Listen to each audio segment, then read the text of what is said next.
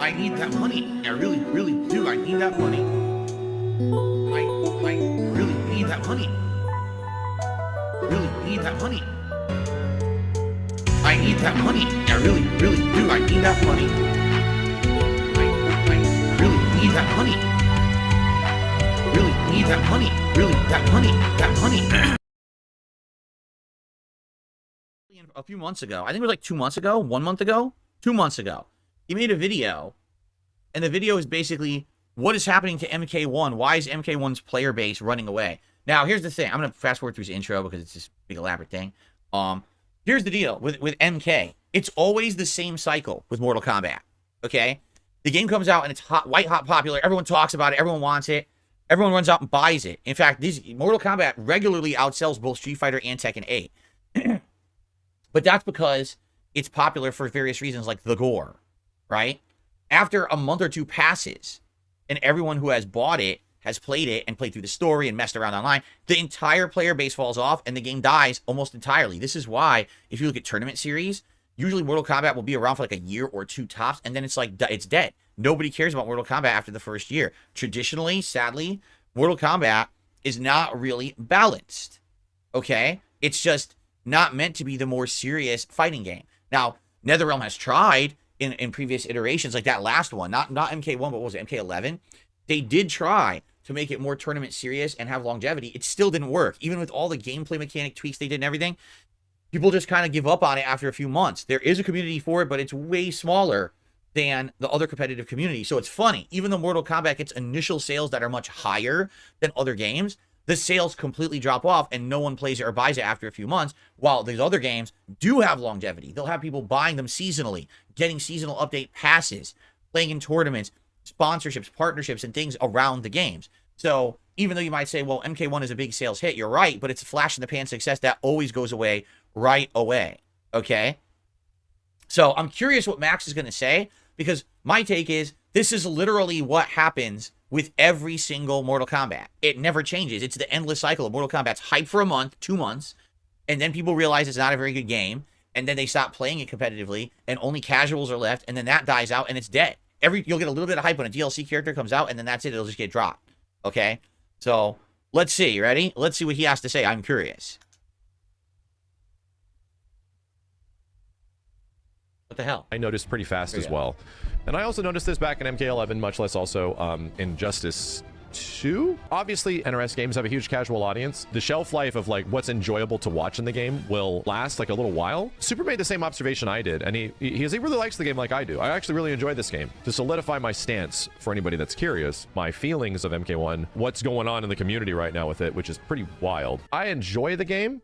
I actually really do. It's just that I'm still waiting on a character, and the characters that I have played and the ones I've eventually settled on is like Havoc. Even though Havoc is cool, and I'm enjoying my time with him, the only character of the entire roster that I wanted to go back and play, so I'm definitely in a character crisis. So anyway, long story short, new characters came out, I try them, and Quan Chi's really not for me, so I just don't come back because it's like, okay, yeah, I'm just gonna kind of wait on hope that Takeda or Ermac is fun. Because again, my stance is that I didn't like MK11 as a game, and it had crazy cool characters. Now, I think MK1 is a great game, but it just doesn't have characters I want to play yet. So anyway, Super made the observation that people just kind of dropped off, like really hard. The amount of people like watching MK1 just in general, between tournaments or just overall viewership, everyone just sort of lost interest really fast. So there's a couple of things to boil that down to. And it's the fact that every previous NRS game is a pretty big casual draw at the start, and eventually it teeters out. Completely MK1 correct. seemingly lost a huge amount of its casual audience, I'd say, in the first few weeks. Yeah. How did that happen? MK1 just didn't have the features MK11 had.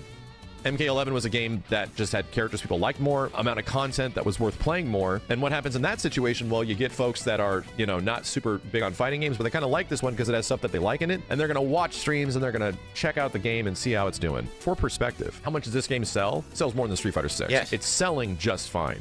But will it overall go on to be a better, like a bigger game than MK11 or even MKX? I don't think so. I was saying this before. I think this is the first NRS game that's going to like falter, that's going to like stumble a bit. That's kind of happened, right? Where people just don't as much enjoy watching the game, and the overall interest in either new DLC characters or general gameplay of the game is sort of like gone down. And that's exactly what Super was saying. He has a big amount of audience that just love NRS games and they just watch his stuff. But the majority of perspective was like people just lost interest because there was no content. And people didn't like the microtransaction stuff, and people didn't like how buggy the game was. And right, keep in mind, at launch, MK1 was broken. We didn't even know that the game was completely unbalanced for 2 weeks, and then they had to patch it to fix it. Player 1 and 2 weren't equal.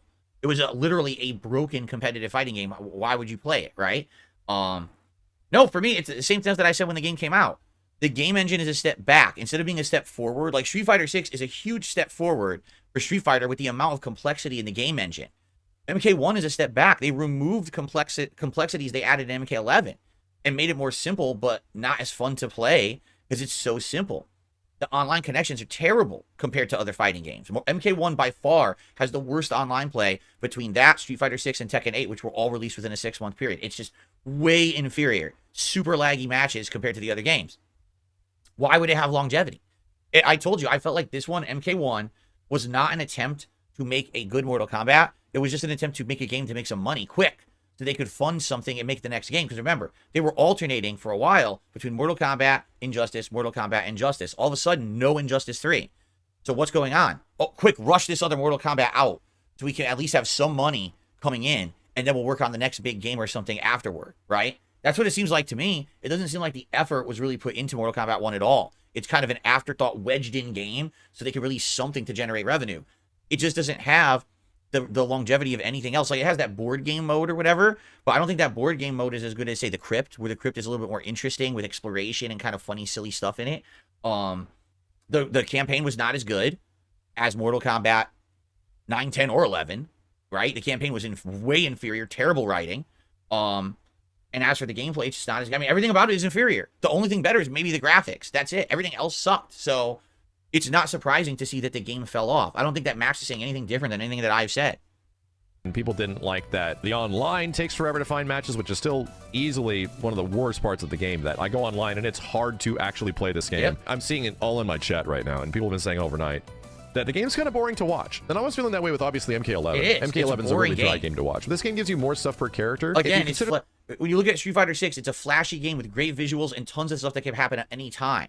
Tekken 8, same thing, flashy combos, everything. This game is like, there's a high-low mix-up and an assist that comes out, and you do one combo. That's the game. It's so boring. It's a fucking boring-ass game. They didn't make it any kind of there's no hook to playing it. It's just kind of a one-trick pony game. It's super boring. For this a team game, I think it just got figured out kind of fast. The stuff that's really good in the game kind of boils a game plan down to something relatively simplistic. The game sort of moves at a snail's pace. That never changed too much. I think we just got used to the fact that MK1, from the earlier versions that we played, the general interaction of the game is kind of slow. It doesn't have as much zoning as previous NRS games, for sure, but overall movement and attack speed is really 50% slower than previous games. We all know MKX is a fast game. We don't even need to say that. But MK11, it speeds the hell up, dude. It's actually really fast when you go back and you look at it now, so it's kind of crazy. Complement all of that shit with like a cameo system that gets figured out pretty quick. A lot of casual fans for NRS games do not like the team stuff. They do not like the fact that you have multiple characters. And this is another thing that's echoed in his, like, the comments of his video. People don't like that it's a team game. They don't want to have to, like, learn this stuff. They just want a 1v1 fighting game, and they hope the cameos get removed from the game type stuff. From an overall perspective of, like, the casual perspective, which is the huge majority of people that will remain interested in MK, it feels like they're just burned out. And the word of mouth for MK1 isn't generally good. It isn't come with like a huge positivity. I feel like the best word of mouth for MK is that the gameplay's fun.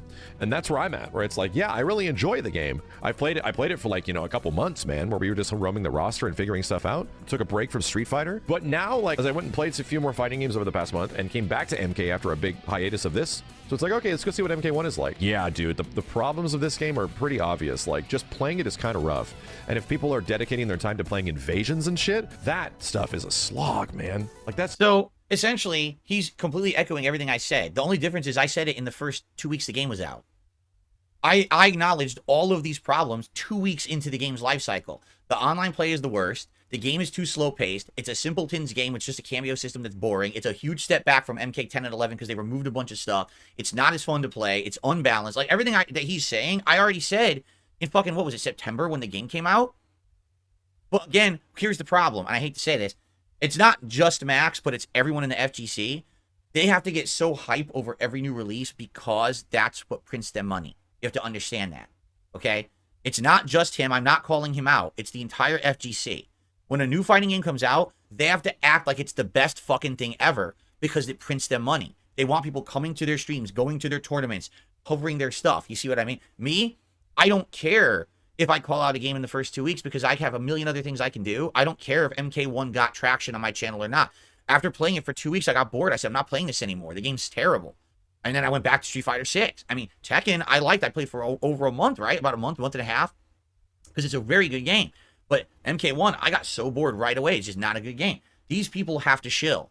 They have to say the game is good. They have to go back to it. They have to check out DLC characters because this is where their bread and butter is coming from.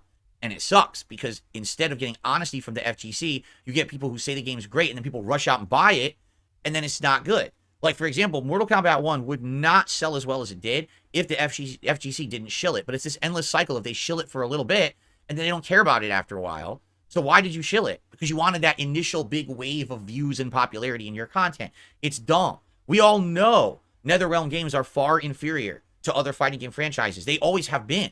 They're more for that casual audience to go play because there's gore. It's a party game. I play with my friends. So then stop fucking acting like it's a serious game and taking it seriously and having people buy it, and then now no one plays it, right? It had like insane amount of sales, and no one fucking plays the game now. So all those sales were wasted money. You know, like what the hell? Those sales could have went to other better games or other better fighting games, you know, that would have longevity. But no, we have to have your quick gratification of get those views, get the shilling out, make the money. I didn't shill shit. I bought it. I thought the story sucked. The online play was atrocious. The characters weren't interesting. The game was unbalanced. The gameplay was boring and simpleton shit. Like, I said that the first week it was out. And I said, fuck this game. I'm not wasting time on it anymore. Let's do better things. But that's not what the FGC does. It's sad. I wish they did. Because here's him making this video back in, what was this, February? Right? I said that in September. And it all stands true. It was all correct. All right, guys.